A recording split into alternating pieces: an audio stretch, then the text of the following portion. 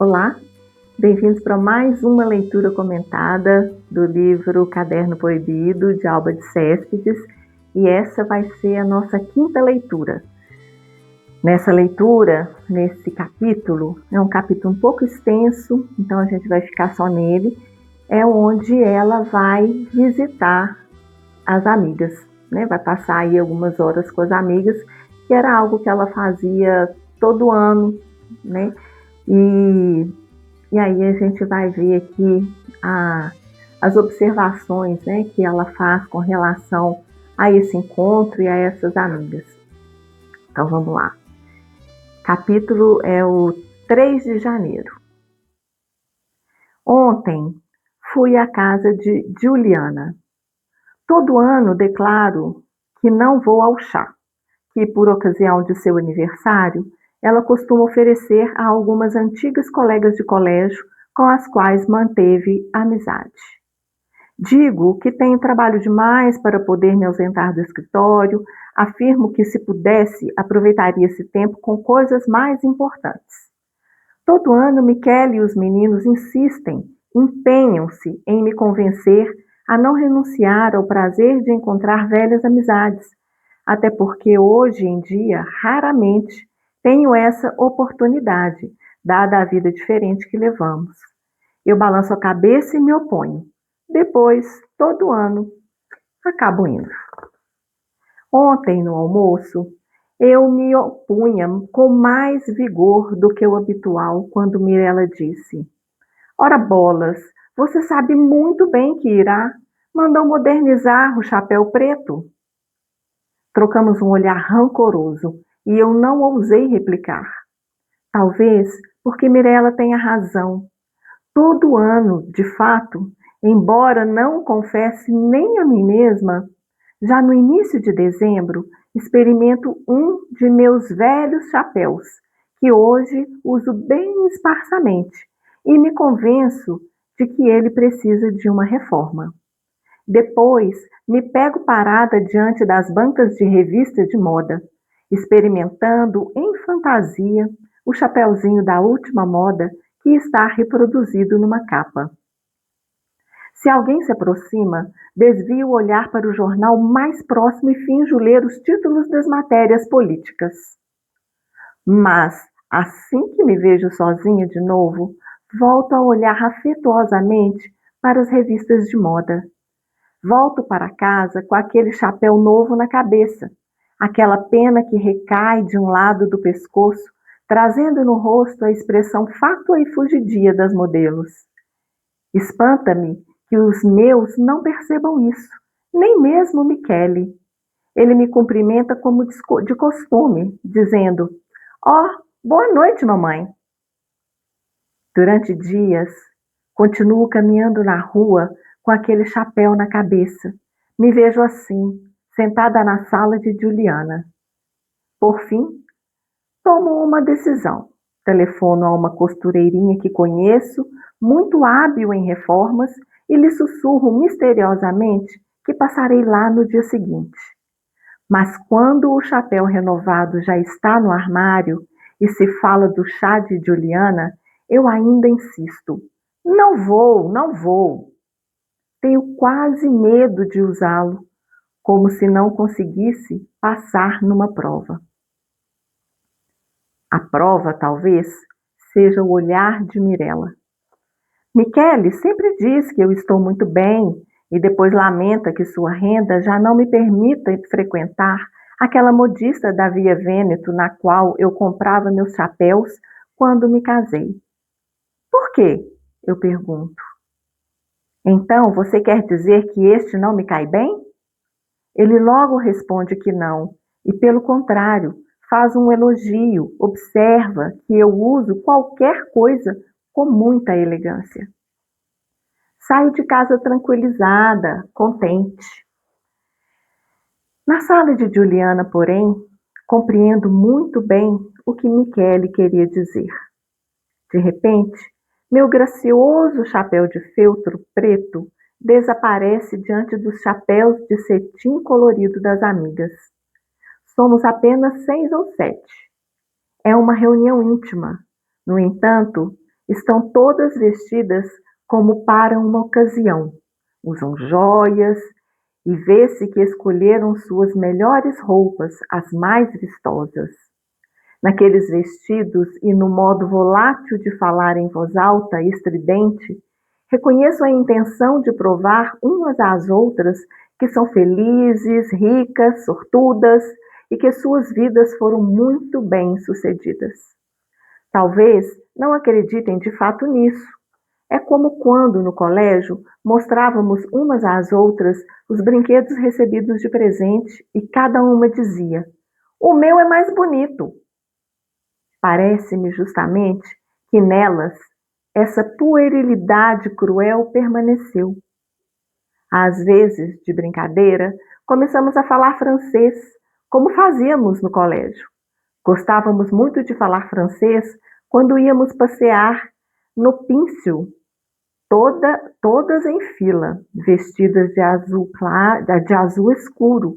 As pessoas nos tomavam por estrangeiras e isso nos provocava um arrepio de orgulho. Na realidade, todas nós nos envaidecíamos por estar no colégio mais renomado da cidade, com muitas alunas pertencentes à aristocracia.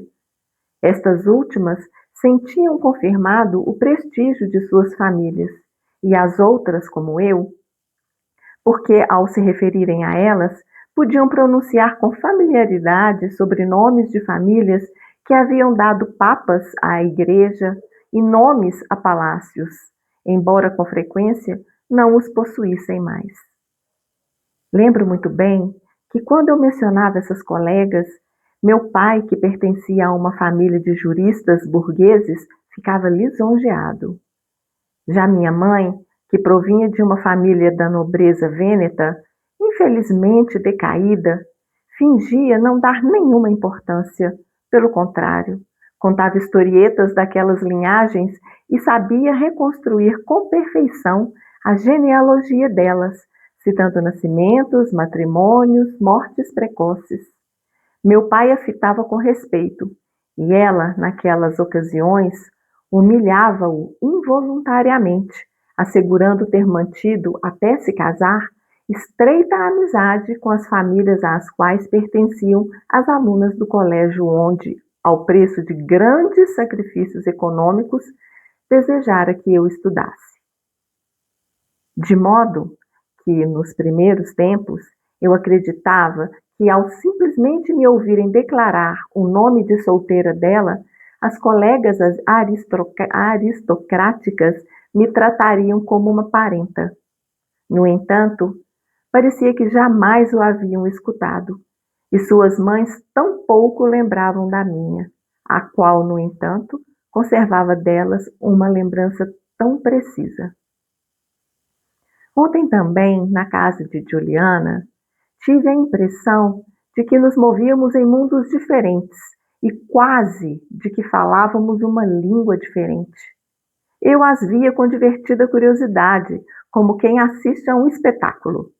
Não sei explicar muito bem minha impressão, mas sentia que elas permaneciam no tempo do colégio e que somente eu, entre todas, tivesse me tornado adulta. Tentava imitá-las, desejosa de rejuvenescer.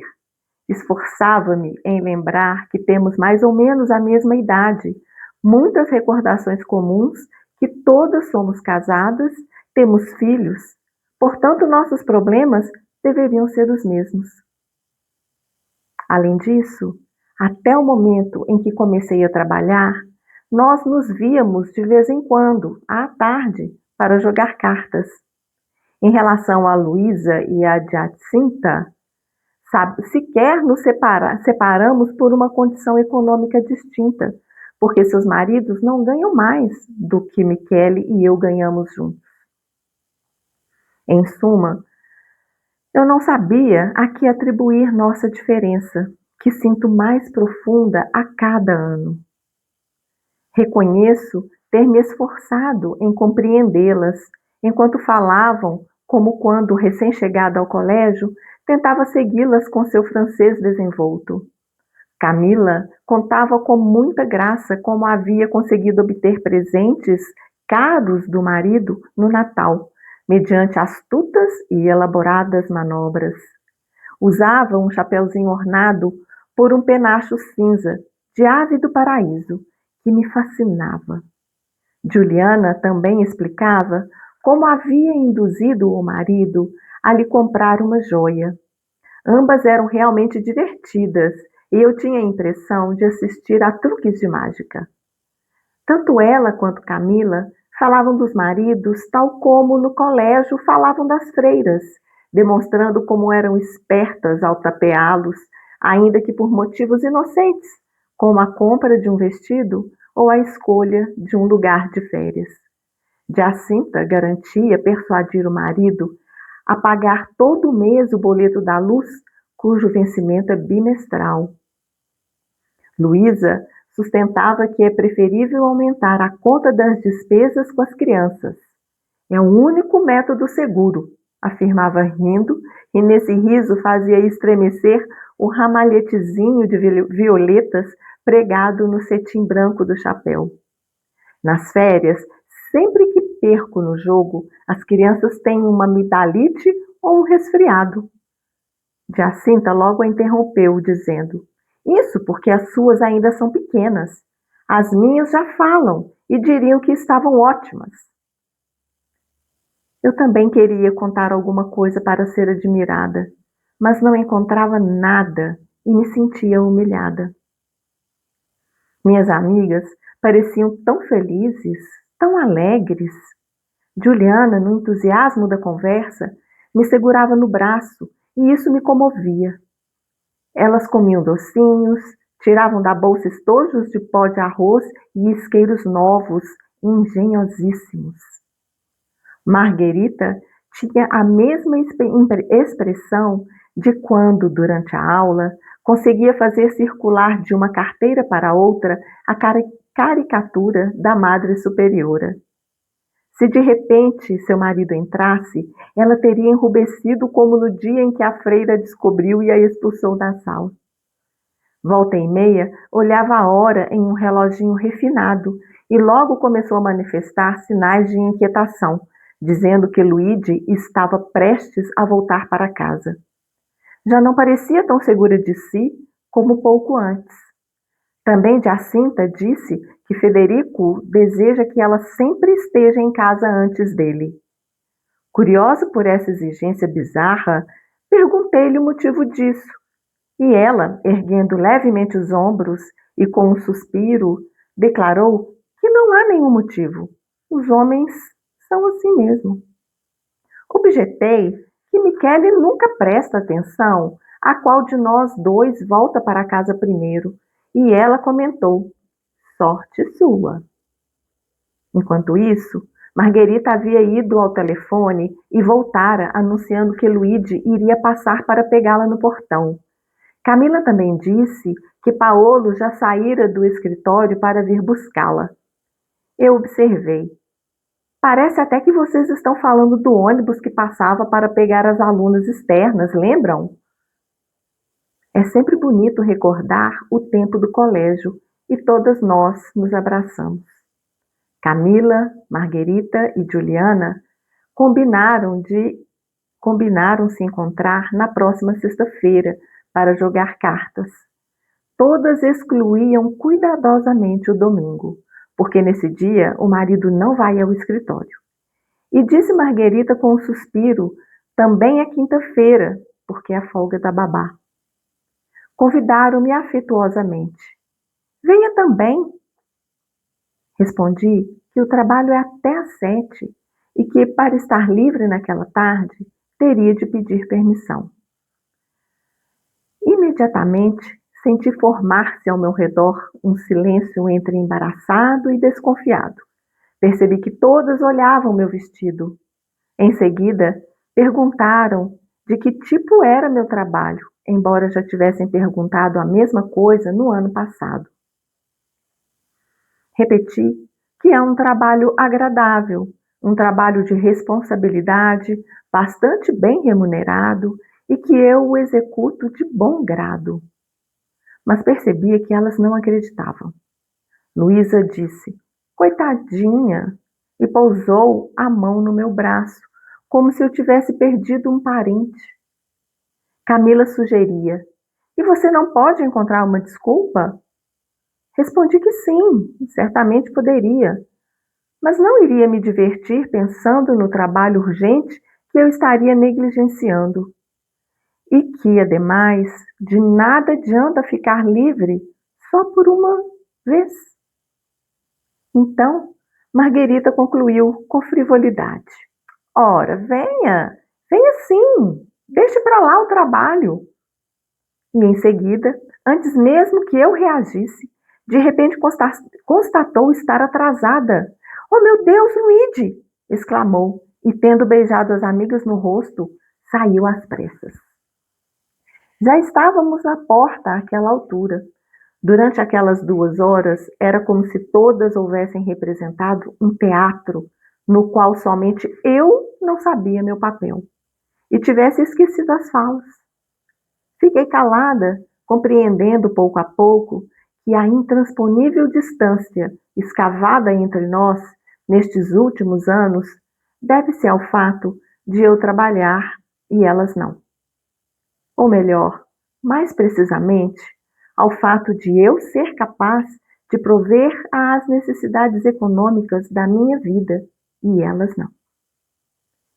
Essa descoberta me tranquilizou, deixando-me mais segura de mim mesma, orgulhosa quase, e justificou minha impressão de ser mais velha, embora elas tenham a minha idade.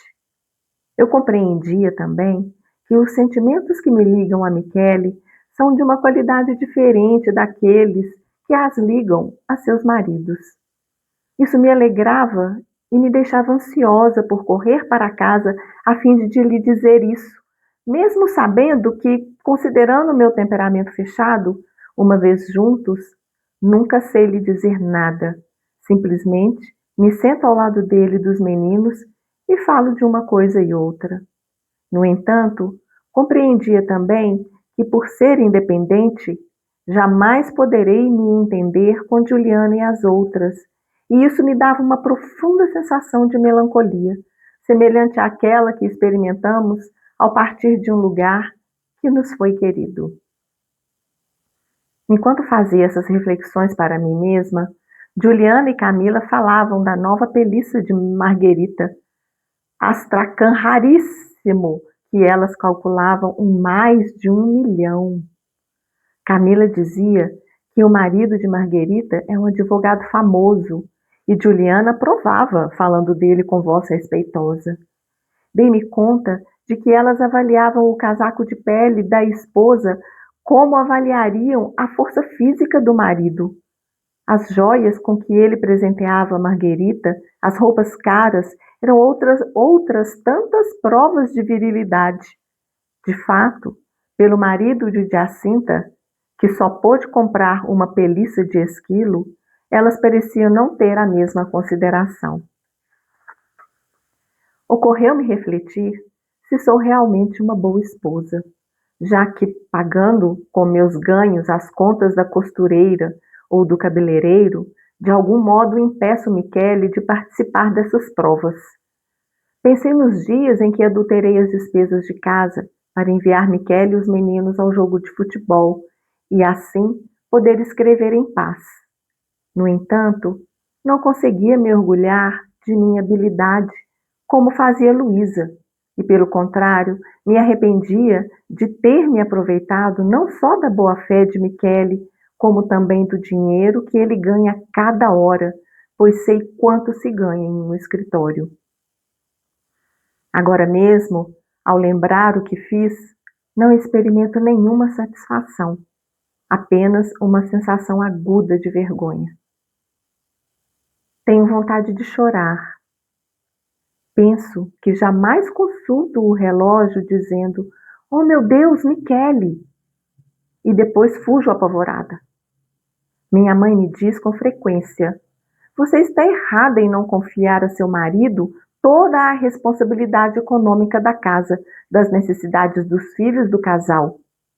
É ele quem deve arcar com isso.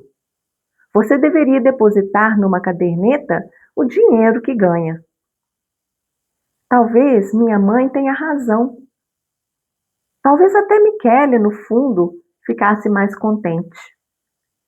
Mas quando ela me descreve a vida de sua família, da minha avó, que tinha uma vila nas colinas Eugânias, onde à tardinha fazia tricô junto à lareira, enquanto o vovô jogava xadrez com os amigos das propriedades vizinhas, quando ela conta tudo isso e eu penso na vida de Michele, na vida dos nossos meninos, na minha própria vida, encaro minha mãe como uma imagem sacra, uma ilustração antiga, e me sinto sozinha com este caderno, separada de todos, até mesmo dela.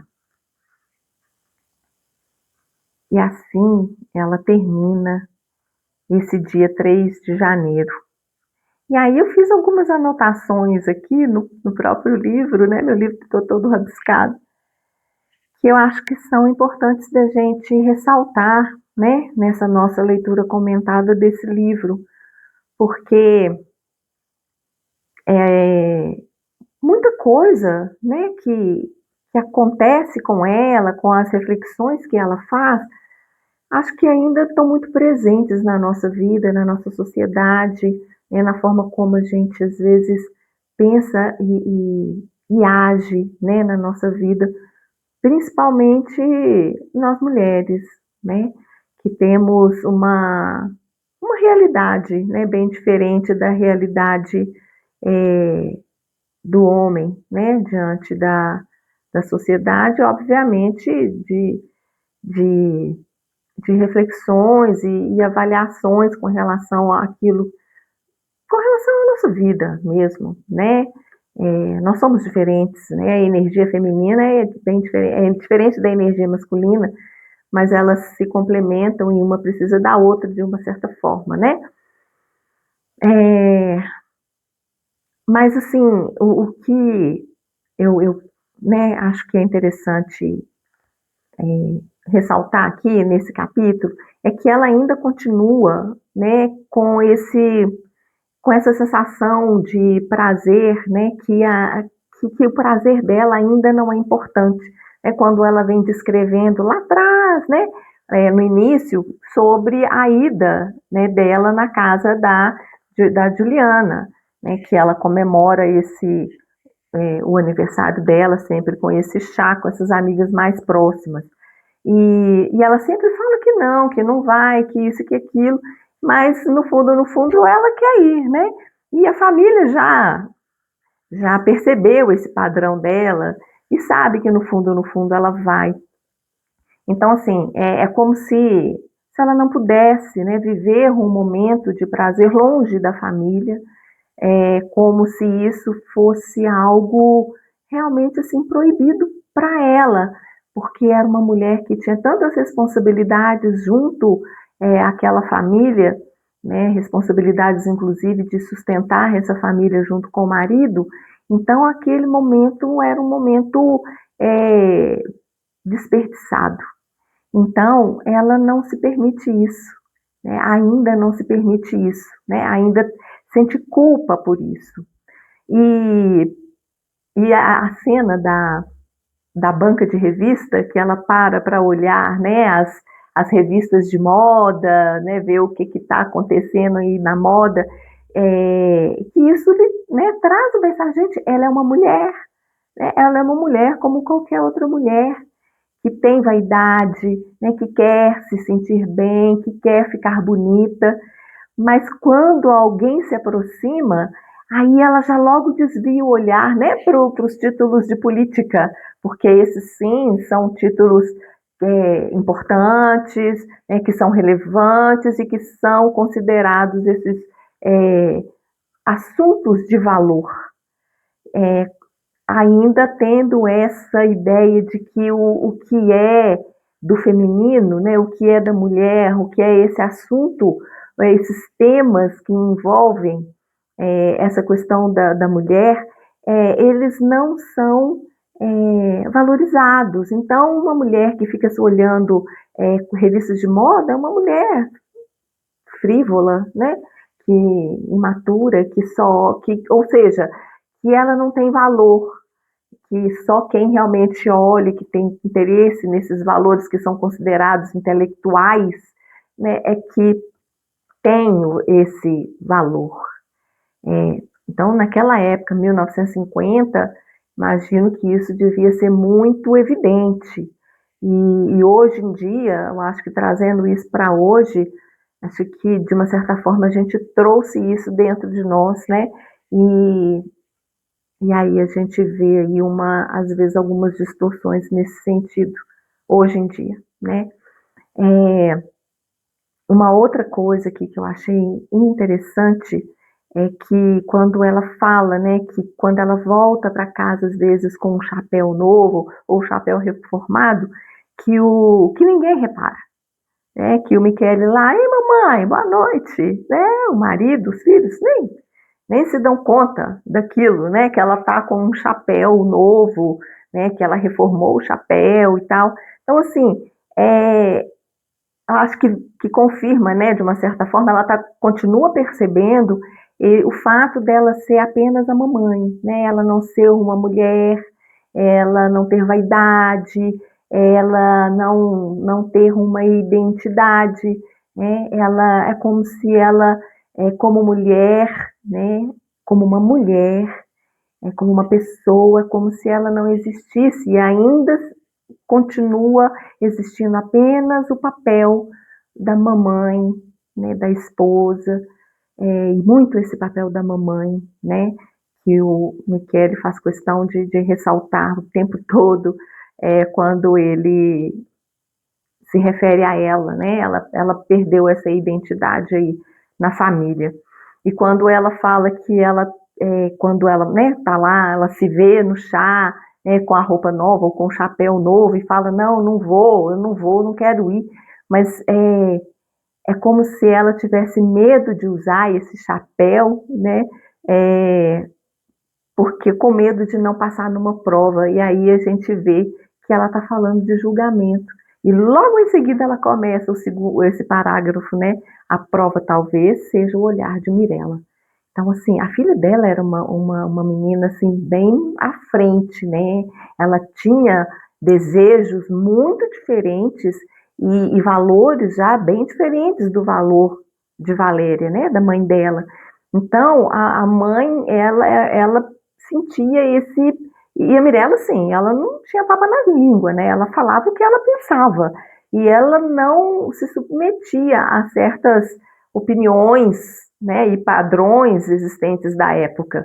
E a gente vai ver isso muito forte no decorrer do livro, né? Algumas cenas aqui em que Mirella ela fica mais evidente e ela vai realmente ter muitos confrontos com a Valéria em relação a isso. E ela já percebe, né, agora ao escrever isso, ao entrar em contato com isso, né, escrevendo no caderno, ela percebe que ela se sente julgada pela filha, né, por conta de algumas decisões, por conta de alguns comportamentos, padrões, crenças que ela tem e tudo mais. Então, ela tem medo do julgamento da própria filha. E aí ela não fica querendo ir, né, porque de uma certa forma, às vezes ela projeta esse julgamento da filha para um julgamento das próprias amigas, né, mas aí o Michele já vem, já fala, já faz aquele agrado, né, e nessa hora é legal, eu acho que ele, né, fala com ela, que elogia, que tudo nela fica elegante. Então, assim, ele é um marido carinhoso, ele é um marido é, que gosta dela, né, que quer vê-la bem, mas, né, tem aquele outro lado, né, dessa perda dessa identidade, né? Então, assim, é uma coisa assim meio conflituosa, né? Mas talvez nem tanto, talvez não seja um conflito, talvez seja realmente assim, ele quer agradá-la, ele a elogia, ele a admira, né, pelo esforço e tudo mais, mas aí talvez ainda muito pelo que ela significa, né, pelo papel dela na casa. E aí, quando ela chega, né, na casa das amigas, né, ela começa a reparar, né, e aí ela fala aqui do modo como as amigas se portam, né, nos vestidos, no modo de falar, né, na voz estridente. Aí a gente vê aqui claramente, né, a questão das personas, né, porque ali naquele contexto, aquelas amigas, elas queriam passar uma imagem, né, muitas vezes uma imagem é, que não era a realidade delas em casa. Então, assim, elas queriam realmente passar essa imagem de que as vidas delas foram muito bem-sucedidas. Então, é aquilo das personas, né, que a gente já comentou aí em uma leitura atrás. E muito essa questão do status, né? Muito essa questão dessa posição social que tinha valor, né? Então, quando a própria Valéria, né, ela estudava num dos melhores colégios da cidade, e isso fazia com que ela e a própria família dela, né, se sentissem lisonjeados diante disso. Então, assim, a gente vê que como isso era valorizado, né, naquela época. E aí, trazendo para hoje, né, eu acho que não mudou tanto assim, né? Acho que muita coisa mudou, claro, né? Mas a gente ainda vê que alguns valores ainda estão depositados nessa questão do status, né, dessa posição na sociedade, nos títulos, e não nos valores reais que a pessoa possui. Então, assim, é uma é algo que a gente vê, né, gente, assim, é, claro que muita coisa já mudou, né, mas a gente vê ainda algumas coisas muito presentes na vida da gente hoje, e eu acho que essa é a reflexão, né, onde que a gente está colocando o nosso valor. A gente está colocando valor aqui, igual essas personas estão colocando, né?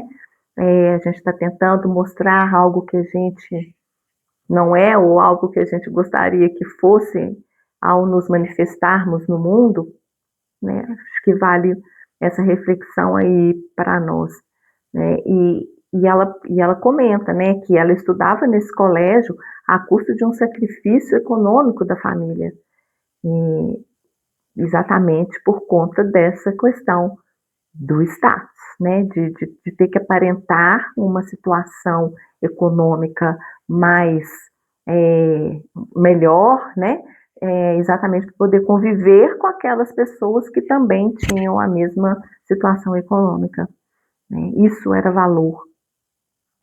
É uma coisa também que eu destaquei aqui, que eu acho que vale a gente é, comentar, é, é que ela falou que ela não sabia explicar muito bem a impressão que ela estava tendo daquilo tudo, né? Que ela se sentia, né? Que ela sentia que as amigas elas permaneciam naquele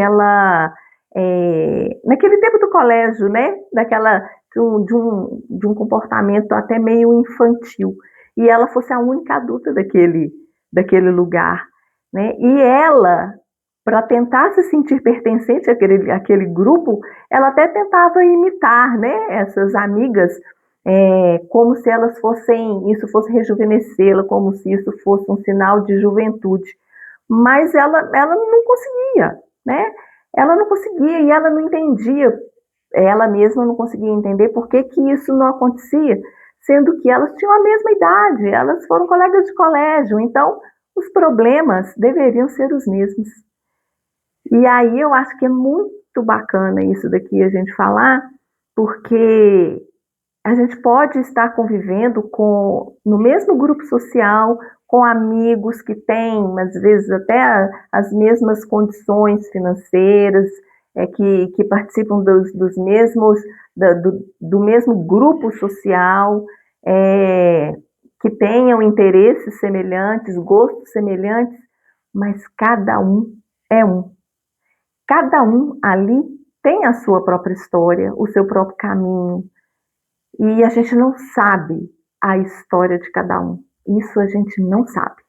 Então não tem como, às vezes, a gente entrar em julgamento, muitas vezes por alguma fala, alguma coisa esquisita que acontece, alguma reação que a gente estranhe, porque a gente não sabe o que se passa dentro daquela pessoa.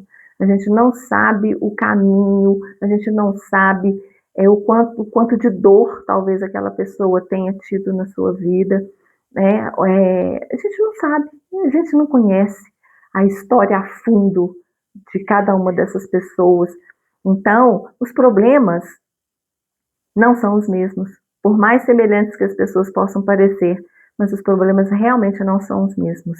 Os caminhos são muito diferentes, né? Até chegar naquele ponto daquela amizade, os caminhos foram muito diversos e as experiências também, né? Então, assim, elas se gabavam, né, de enganar os maridos para poder ter um dinheiro a mais. Então, a gente vê, né, uma certa frivolidade, assim, dessas, né, até uma certa maturidade mesmo, né, com relação a essa vida, né, porque nenhuma delas trabalhava e tal. Então, assim, esse distanciamento que aconteceu da Valéria com as amigas, né, fala que acha que tem muito a ver pelo fato dela trabalhar e as amigas não, porque sim, realmente é diferente. A questão é muito diferente. Ela teve que partir para a vida, ela teve uma outra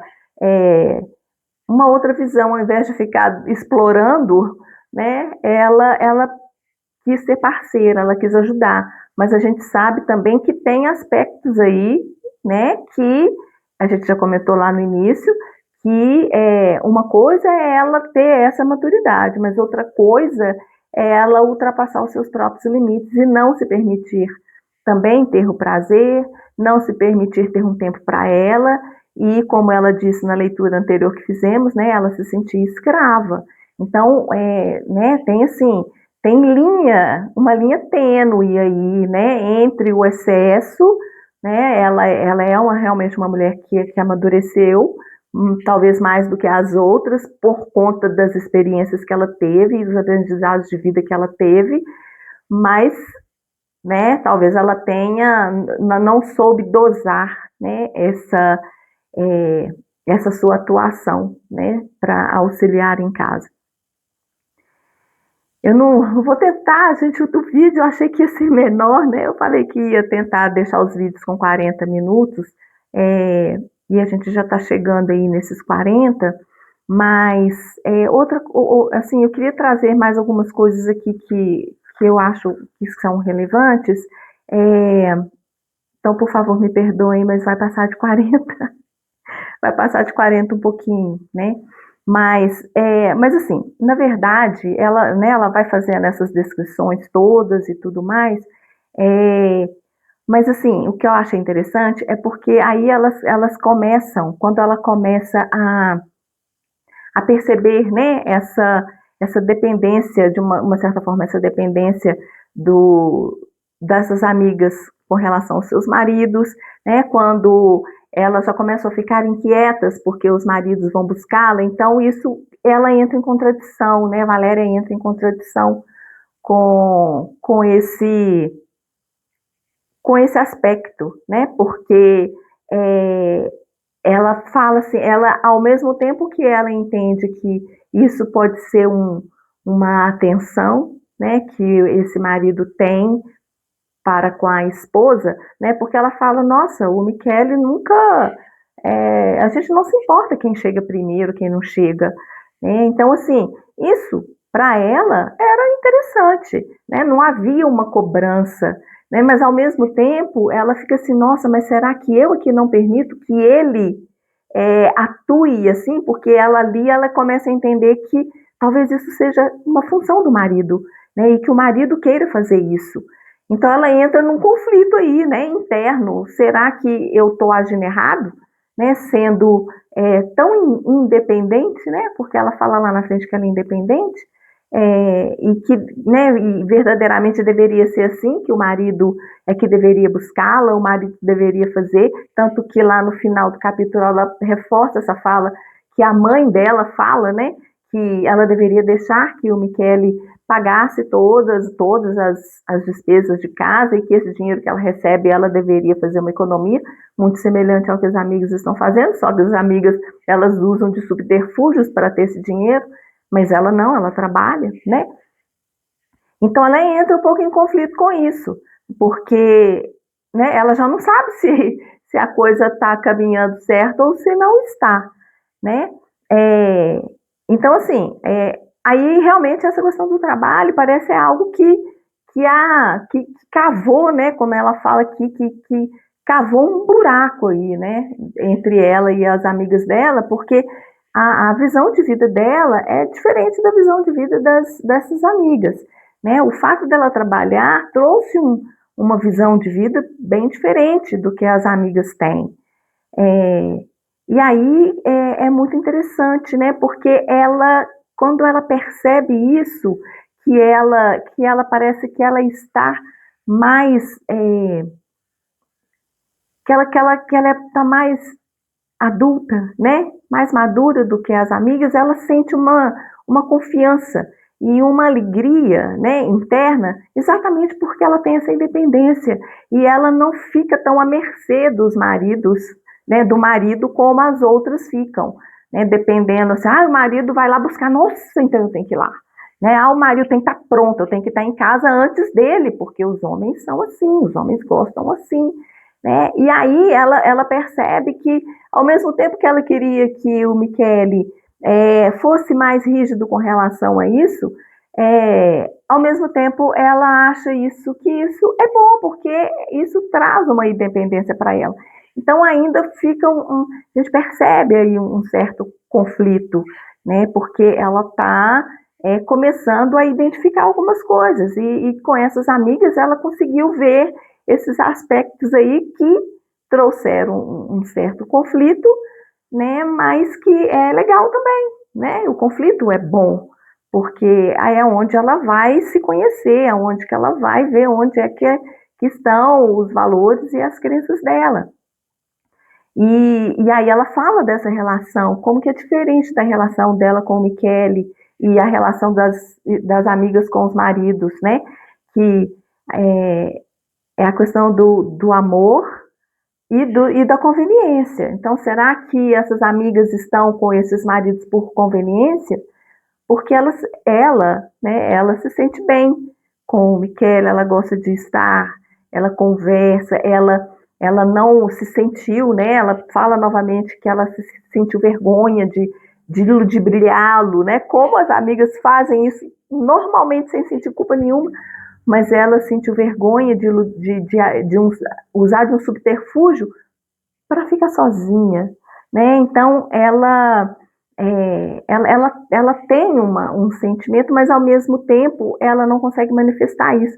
E aí quando chega em casa, ela fica sentada do lado deles e não acontece mais nada. Então a gente vê aí, e nós vamos perceber isso no decorrer do livro, que está faltando alguma coisa, né? Ela gosta desse marido, ela gosta de estar com ele, mas tem alguma coisa faltando aí nessa relação. E aí ela, né, mais à frente, ela fala, né, outra coisa que, né, acho que é importante ressaltar, que essa independência que ela tem, né, de ter o dinheiro, de pagar as suas próprias contas pessoais, né, por exemplo, a costureira, de comprar o seu próprio chapéu, né, que são coisas muito da mulher, mas ao mesmo tempo isso trouxe a ela uma certa melancolia, né, porque mesmo com essas conquistas, né, essa conquista dessa independência, ela se sente só. E ela se sente só por quê? Porque ela não se sente pertencente àquele grupo. O fato dela ter essa independência a difere desse grupo. Então, ela sentiu essa melancolia, né, nesse momento. Então, ela percebeu que ela já não faz tão parte, né, desse grupo como ela achava ou ela gostaria de ser, mas ela não consegue mais, porque ela já atingiu um nível de maturidade diferente das amigas e ela tem uma vida diferente das amigas, ela tem essa independência que foi uma conquista, né, apesar daquilo que a gente já falou, dos excessos, mas é uma conquista que ela teve que é muito diferente da conquista das amigas, né, e um pouco, né, assim, diferente, inclusive, dos valores que ela andou questionando lá atrás, né, que hoje ela trabalha, ela ajuda, ela é parceira, ela não fica só usufruindo e fazendo somente aquele papel da esposa, da mãe, né? Ela também ajuda em casa, e isso para ela é importante, isso ela coloca ela num lugar diferente, mas a gente lembra que os excessos, né? Porque aí ela perdeu ela deixou, né, algumas coisas para trás, e que isso está trazendo à tona alguns pensamentos e algumas reflexões, né? E por fim, né, dos comentários aqui, já chegando no final do capítulo, né, quando ela fala, né, que com a mãe, né, que a mãe reforça essa questão toda e tudo mais, ela fala, né, que ela vê a mãe como uma imagem sacra, né, algo antigo, ou seja, os próprios valores que ela afirmou, né, se não me engano, na última leitura que nós fizemos, agora ela já está começando, isso aqui já é um início de questionamento, né, porque ela acha que esse valor para ela já não é mais o valor que ela achava, né, que a mãe achava e que a avó e por aí vai, né, de ser essa mulher totalmente dependente do marido. E aí ela, né, de uma certa forma, isso já está criando aí uma sementezinha de mudança de valores dela própria, porque ela afirmou que os filhos realmente já estavam com valores diferentes do dela, mas ela não, ela tinha aqueles valores e acreditava neles, assim, que ela não ia abrir mão dos valores que ela teve. Mas agora ela está começando a perceber que esses valores estão começando a ter uma rachadura aí, né? Isso aqui é só uma semente, né? Algo mexeu com ela com relação a esses valores. E aí, né, que isso, de uma certa forma, a conectava à mãe, né, e a fazia ser pertencente, né, a esse grupo de pessoas que pensam dessa forma, ela começa a se sentir sozinha com esse caderno, separada de todos, até mesmo dela, né, da mãe, quando ela fala assim. Então, eu acho que ela está começando a perceber que quando a gente começa a entrar nesse processo mesmo de autoconhecimento, desse amadurecimento interno, de perceber algumas coisas, a gente se sente só mesmo. Vem um sentimento de solidão, porque a gente é igual patinho feio, né? É como se a gente não fizesse parte daquele grupo e a gente fica ali, né, naquela ânsia de achar a nossa turma, né? Aquele grupo a qual a gente realmente tem aquela afinidade e similaridade de pensamentos, de gostos, de ideais, né, de objetivos de vida, de visão de vida, e ela está começando a perceber que ela já está começando a destoar de algumas coisas, né, e principalmente desse grupo de amigas aqui, que ela mesma fala que já vinha acontecendo, né, ao longo dos anos, algumas observações nesse sentido, mas dessa vez ficou muito evidente e ela conseguiu colocar isso no papel, ela conseguiu acessar isso de uma forma mais consciente. E isso, para ela, realmente foi muito importante, né? Porque isso já vão abrindo aí portas para outras coisas que virão aí acontecer, né? Então a gente finaliza aqui essa leitura comentada, me perdoem aí, eu passei alguns minutos, mas é isso, né, gente? Tem que deixar fluir os comentários, eu acho que isso que é válido aqui nesse processo. O próximo capítulo é um capítulo mais curto, e aí eu vou avaliar aqui se eu junto ele com um outro ou a gente fica somente nesse capítulo aqui, que é do dia 5 de janeiro. Os dois próximos capítulos são capítulos mais curtos, 5 e 7 de janeiro, então eu vou avaliar aqui, dependendo da quantidade de comentários, se eu deixo separado aí, né, na sexta leitura, ou se eu faço a união desses dois e a gente traz aí esses dois capítulos que vêm aí pela frente, ok? Então, mais uma vez, muito obrigada e até a próxima leitura.